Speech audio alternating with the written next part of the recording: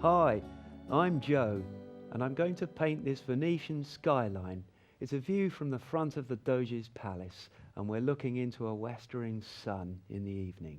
The first thing I'm going to do is put the masking fluid on with this. It's a colour shaper. It's used by pastel painters for moving pastel around on the paper. Very useful for masking. Just a few little blobs, and this is going to mask out some lamps. The lamps aren't lit, but they're catching the evening sun, so they're going to show up light against the background. And I don't want the bother of having to paint round them. I want to be able to put really loose, fast washes in right across the painting. So in this case, the masking will help the painting to be looser, to have a little bit more vivacity, and it'll be easier to do. We just mask in the lamps themselves. A few little marks here and there.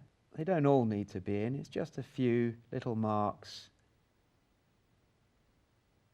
Well, the masking fluid has dried now, so I'm going to wet the whole paper and just put the colour on. It's like decorating. It's very, very straightforward. No real technique. I've got a cheap brush here. Any old brush can do this, but be gentle. Make sure that you've got the whole paper wet. You could even use a decorating brush to do this.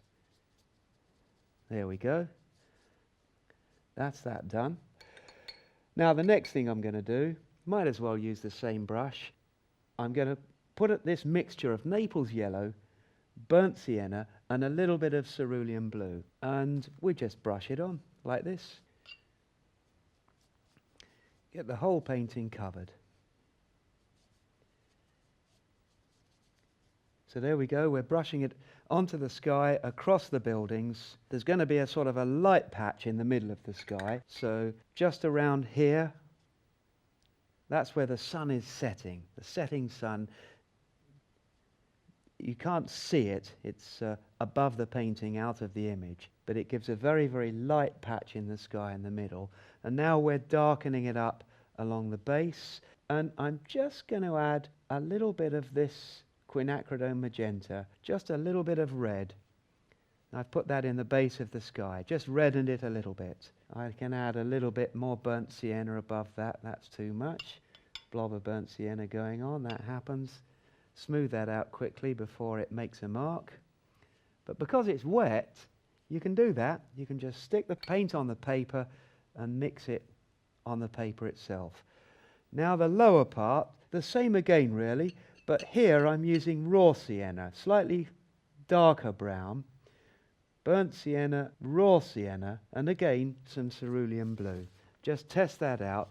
Not really crucial what colours exactly you use. You could use burnt sienna and cobalt blue. I've just added a little bit of raw sienna. If you haven't got raw sienna, don't worry. Use burnt sienna. Use that on its own and add blue. There we go. Now we're painting that onto the base of the painting. There we are. This is the ground. Water's already drying a little bit. And we even go over the water to the right.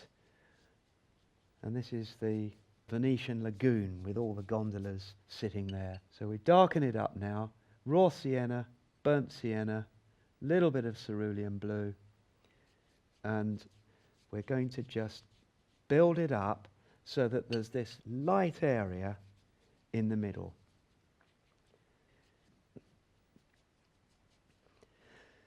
There we go, even across the canal.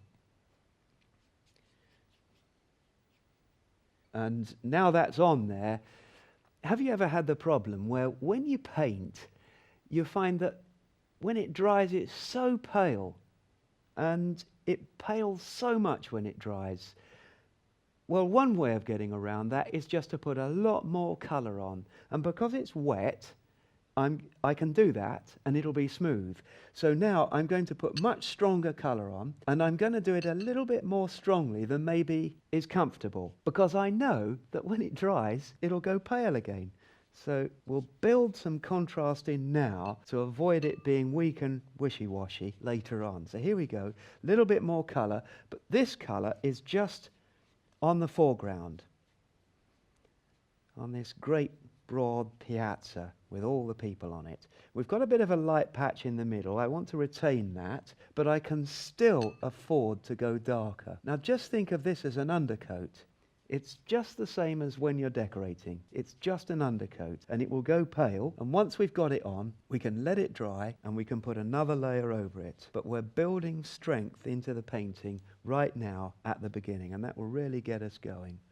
So I'm putting a little bit more colour in, and can you see how I'm just doing it very loosely? Nothing's really crucial. So there we go, that's that done, and I'm wondering now, do I need to do any more? Well, I can still strengthen the sky a little bit. So I'm going to go back to that. Burnt sienna, Naples yellow, little bit of cerulean blue, little bit of quinacridone magenta, lots of colours in the mix. And there, look at that. I've just beefed that up a bit and made it a little bit stronger. So now the whole painting is covered in colour.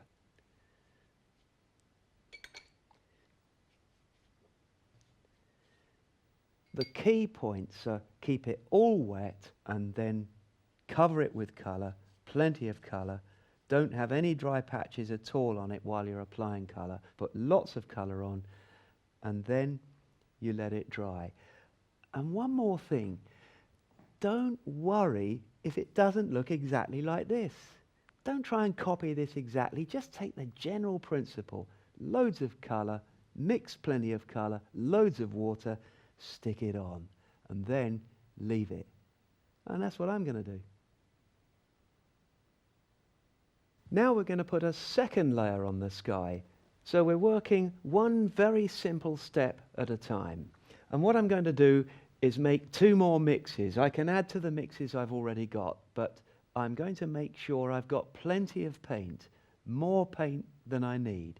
So I'll start by mixing burnt sienna, Naples yellow, and quinacridone magenta. Now again, you don't have to use these exact colours. This is just a rich, warm brown, and I need to make sure I've got plenty of it. This is the crucial stage. Putting it on is easy. And now I'm going to make a second mix of burnt sienna at quinacridone magenta, and instead of Naples yellow, cerulean blue.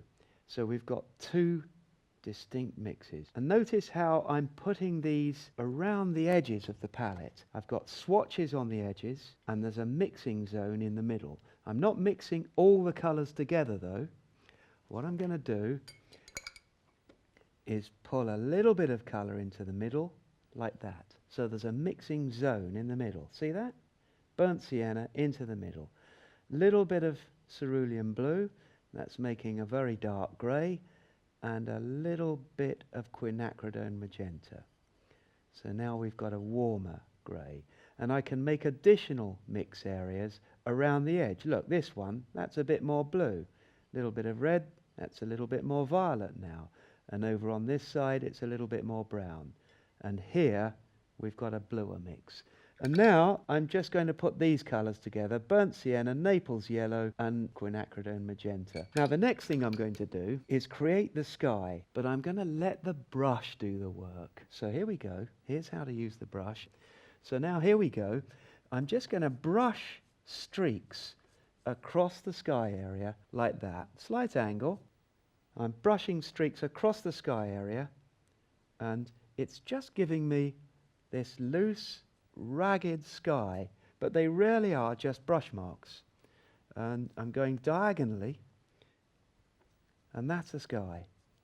Now what I'm going to do is strengthen it up lower down.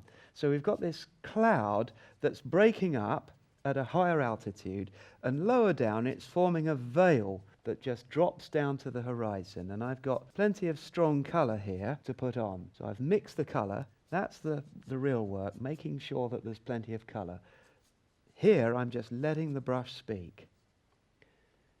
In fact, really the brush maker should get the credit for the sky. So down the sky comes toward the horizon. Now I'm going to dip into the second mix, and I'm going to start with a brown biased version of it and a little bit of the red. So arranging the colours on the palette like that can sort out your sky for you before you ever put it down on paper. So the sky now has gone a bit darker, and look, I can put some of these streaks back up a little bit higher. So we're beefing the sky up. There we go. And now we'll bring this colour down. This is the new colour we're using from the second mix. All the way over the buildings. Now the buildings might disappear a little bit. That won't matter because I've got the tracing here and I can find the buildings again. So we've got a multi-layered sky, and by working it one layer at a time and not worrying about what we're doing next, we can keep it simple. So just concern yourself with this stage. There we go. And I'm actually going to the edge of the lagoon there, the sort of shoreline with the buildings. I'm not going to bring it down further. And this is a key moment because now we're defining that great light swathe of water to the left of the painting. There we go. And now I've got that in place, I'm just going to add a little tiny bit of blue to it as well. Not too much. It's already drying, in fact, so I don't want it to dry completely before I've finished. So there we are. That's quite a strong sky. And the next thing I'm doing is breaking it up a bit with these little vertical strokes where it comes into the foreground. That's because I know what I'm going to do later. I'm going to have people in little vertical brush marks, so I'm kind of disguising the edge of the sky where it meets the land, which is light.